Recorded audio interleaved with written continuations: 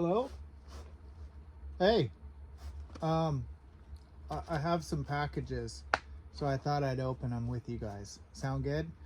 Okay, let's do it.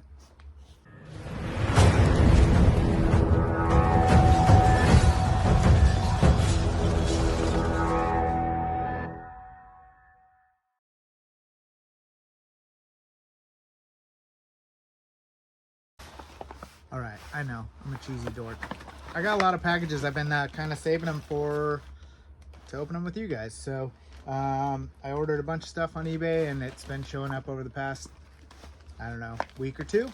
And so I thought, hey, why not? Let's open them up. I think I got 1, 2, 3, 4, 5, 6, 7, 8, 9. I think 9 or so. Before we get too far into it, I did get this one that I had opened up right before it that I don't think I ever showed, but I did want to have you guys take a look at that. It's the Ruins of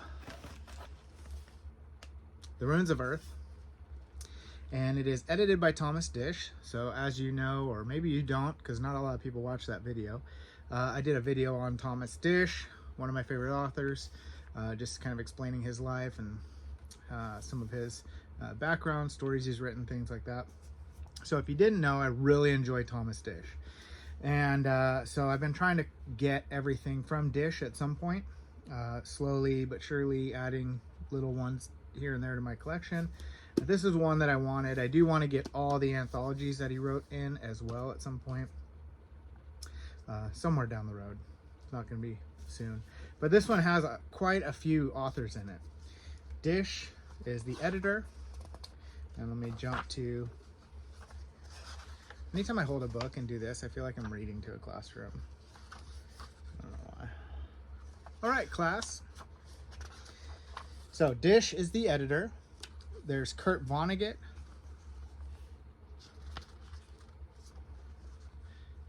Gene Wolfe, Norman Rush, Michael Brownstein, Philip K. Dick, Harry Harrison, R.A. Lafferty, James Houston, Alec Effinger, J.G. Ballard, Kenward Elmsley, Daphne du Maurier, Gerald Mundis, Norman Kagan, Gerald Jones, and Fritz Leiber. So quite a good compilation of authors there. So excited for that. This one I had opened up a while ago, so I still wanted to show you. All right, let's get to opening some of these up. All right, I don't know which ones are which, other than I know this one is a t-shirt. So I'm gonna go ahead and open this one up. Well, before I do that, there's somebody that had commented on one of the videos saying that you can't hear what I'm saying. I'm too quiet. I need to go and get better audio recording equipment or something like that. And I'm sorry if you can't hear me very well. Do my best. I don't have tons of extra money to spend on this, so I can't really just go out and buy a bunch of audio equipment. I'm not a professional recorder. That is my iPhone. That's all I got. So doing the best I can, but thank you for letting me know so that I can try to speak louder or maybe enunciate my words a little better. I will in the future hopefully get some Rode mics. That's what I'm wanting to do. But until then, sorry. I'll do my best. All right, here's the shirt. You ready? Oh, baby, baby. I love Negan. Oh, this is great. Negan Sluggers. This is a Loot Crate exclusive. Oh, man. I love this one, too. This is my Hail to the King, baby. You know where it's from. You know where it's from. I do love that, but I really like this one too. I'm gonna swap out. I'm swapping for the video. Whew. Feels good. Nothing like a nice, fresh, clean shirt. Oh yeah. Oh yeah. Gotta love Negan. See what this one is. I know what some of these are because I remember what I ordered, but I don't know which ones are in which package, so.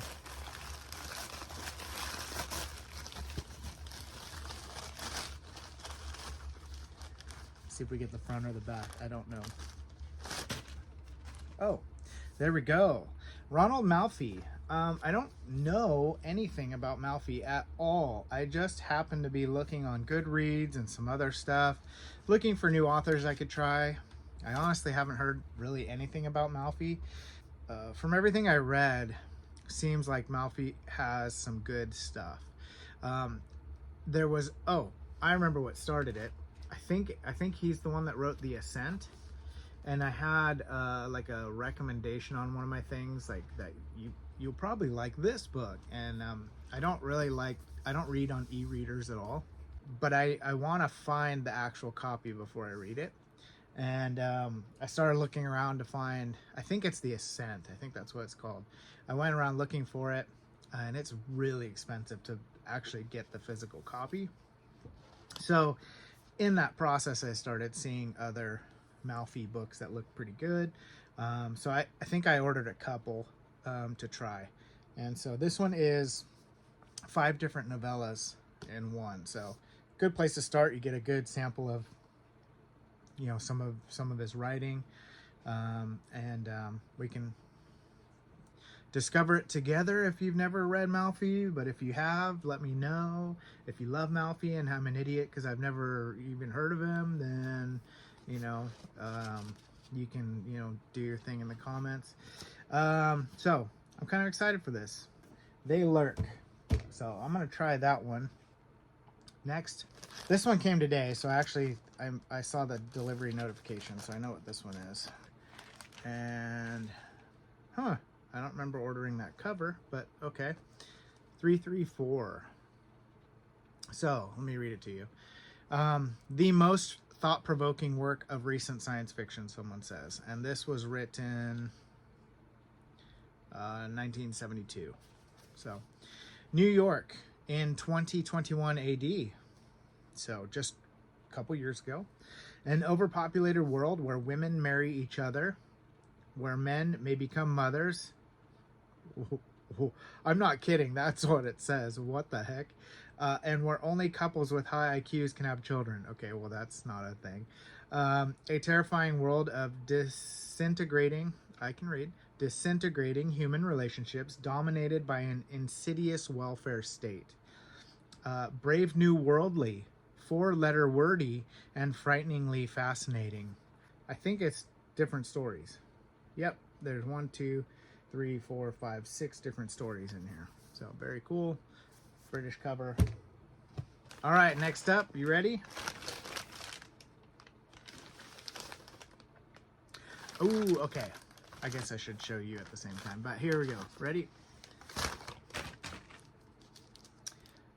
Devolution by Max Brooks. So Max Brooks wrote How to Survive a Zombie Apocalypse, World War Z, things like that. I've read both of those. They're really good. Thoroughly enjoyable. Actually, I think World War Z might be one of the first, or one of the 2, I think, are the first zombie books I ever read, actually. Oh, Zombie Survival Guide. Sorry, not How to Survive. Zombie Survival Guide. So, I read both of those. The reason I got this is because I was looking the other day. I wanted to see if Nathan Fillion voiced any audiobooks, because I was trying to find my Firefly books. I was hoping that Nathan Fillion voiced those. I was like, that would be just fantastic. Why wouldn't he do that? You know, the Firefly books, or the Halo books, or the Castle books, or something like that. So I was looking, and I think he's only voiced 2 different things, and he did part of Devolution. I think it's voiced by like a bunch of different people. So he did part of that, and he did one other book too, which I think I ordered. I don't remember the name of it offhand, so that I can listen to Nathan Fillion read a book. Okay, that's how big of a nerd I am. That is how big a nerd I am.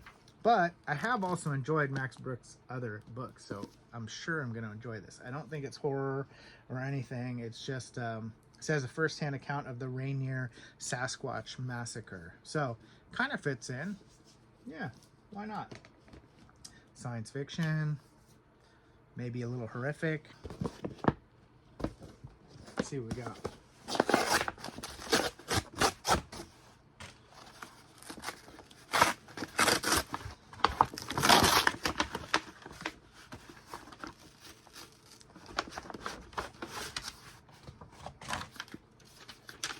Oh, this is the other one, the one I was just thinking of, that I know Nathan Fillion voiced.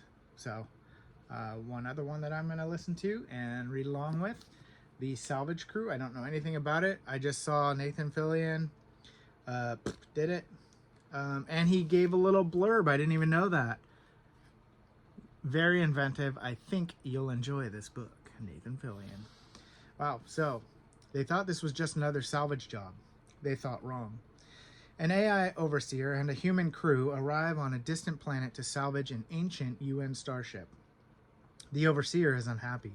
The crew, well, there's certainly no A-team, not even a C-team on the best of days. And worst, Urmahon, U-R-M-A-H-O-N, Urmahan, whatever, Beta, the planet, is at the, I don't swear, so the donkey end of the world, a donkey end of nowhere. Everybody expects this to be a long, ugly, and thankless job. So you can fill in the blanks if you want. Then it all goes disastrously wrong. What they thought was an uninhabited backwater turns out to be anything but empty. Megafauna roam the land, and a rival crew with some terrifying high-powered gear haunts the dig site. And a secret that will change humanity forever is waiting in the darkness. Stuck on this unmapped, hostile planet, lacking resources and with tech built by the cheapest bidder, the Salvage Crew must engineer their way to payday and beat Urman Beta before it kills them all. So, sounds good. A novel of meteoric energy, flaring brighter and brighter as it falls further into its world. Huh. Cool. Well, sounds really good. Kind of excited for it. And I'm excited to listen to Nathan Fillion. Oh, okay. So I've heard a lot about this book. Tender as the Flesh. This one pops up on all kinds of YouTube stuff. A lot of horror people will put this on there as like disturbing, disgusting, ugh, you can't believe what I read this month kind of thing. And so I gotta try it because I've read about it so much that it's about time that I actually read it. So looks good. Should I read the blurb in case you haven't heard about this one? There's no blurb. Cool. All right. There is on the inside a little bit. Okay. And this is written by Agustina Bazterrica. She's Argentinian. And this is a translated novel. Okay. It has been translated into 9 different languages and optioned for television. So, cool. Exciting. Okay. So, this is an international sensation about a dystopian world in which humans are being processed for food and society is divided into predators and prey. Sounds like this. But I'm sure it's not. So, working at the local processing plant, Marcos is in the business of slaughtering humans, though no one calls him that anymore. His wife has left him, his father is sinking into dementia, and Marcos tries not to think too hard about how he makes a living. After all, it happened so quickly. First, it was reported that an infectious virus made all animal meat poisonous to humans. Then, governments initiated the transition. Now eating human meat, or special meat, is legal. Marcos tries to stick to numbers, consignments, processing. Then one day he's given a gift, a live specimen of the finest quality. Though he's aware that any form of personal contact is forbidden on pain of death. Little by little, he starts to treat her like a human being, and soon he becomes tortured by what has been lost and what might still be saved. Sounds really good. Sounds interesting to me, so excited for that one. I may even read that one like right now. Like right away, I mean. Not like stop the video and start reading, but you know what I mean. All right, this one feels like it has maybe more than one in here. Nope, it's just lots of padding. And why is it so light? Oh, I thought this one was still on the way. What the heck? Yay. An original Cipher. I thought, literally it says not delivered yet. So I thought this was still in transit. So that's exciting. It's been sitting on my desk for a week. Spoiler for next month, I did just finish another Kathy Koja book and I didn't like it at all. So Cipher still is my favorite of hers that I've read. And I know people love... I was told when I read this one by some people that they said, no, Bad Brains and Skin is just much better than Cipher. I think Cipher's much better than both of those. I thoroughly enjoy this book. If you haven't seen the peekaboo cover, here it is. Unfortunately, it has a tear right there, but I had wanted to buy this one. It was like $58 or $60 from one of those companies like World of Books, or one of those companies that just cranks out whatever. They don't care anything about what the book is or anything. And it was like 58 or something, and I had it saved and I was gonna buy it, and I went back. I don't know, I went back after payday or whatever, or after I sold something on eBay and used that credit, one of the two.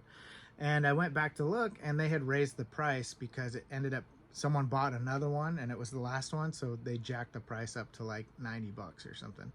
And so I was like, man, it was like $58 a minute ago. I'm not gonna pay 90 bucks now. So I've been waiting. And someone had this on an auction, and the auction was up to like $41 or something. And so I waited till last second and I threw in 60 bucks because I was going to pay 58 anyway, and it went up to a 41.50 and I won. So that was exciting. So I got it. I'm happy. And I now have an original copy of the Cipher and an original of Bad Brains. So pretty stoked for that. I didn't expect that one to be in here. All right, two more. I don't remember what these are.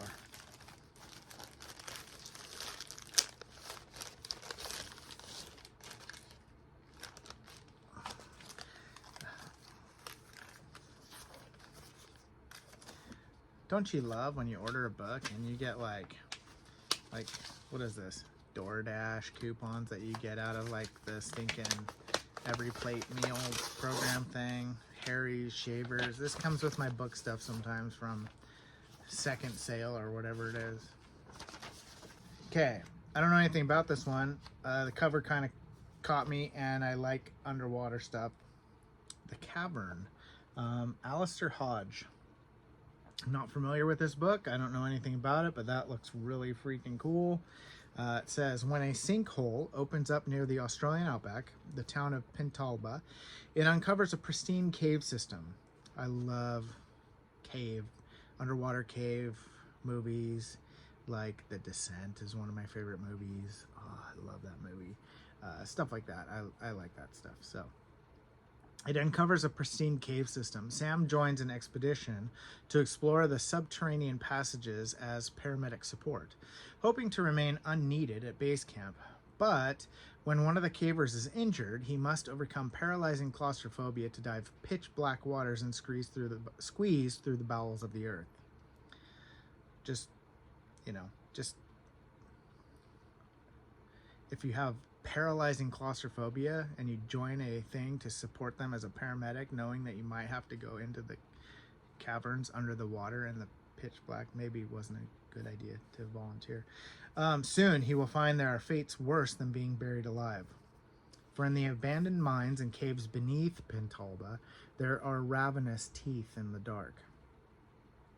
As a savage predator targets the group with hideous ferocity, Sam and his friends must fight for their lives if they're ever to see the sun again. The Cavern is a tense and compelling descent into subterranean horror, with characters you will care about in a setting unlike most fiction these days. I've never been a fan of caving, but having read this book, I'm staying above ground in the sunlight forever. Sounds good to me. This one may be read this month as well. So kind of excited for that one. Last one. Oh, it is another Malfi. This one I think is also short stories. We should have left well enough alone. Yeah, it says short stories right there. So, like I said, I don't know anything about Malfi, but it's selected short stories here. There's quite a few. Curious, because there's not very many short story collections from authors that I can think of that I really loved. Nothing's coming to mind right now, so be cool if these are all great. So I'm excited. If you know anything about Malfi, let me know. I would love to know more. So we got 2 Malfis, 2 dishes, and a couple other randos. That's the haul. Here's my thumbnail ready. It's the you won't believe your eyes. Your jaw is going to drop when you see these. You know, I have to say, there's some things I really don't like about YouTube.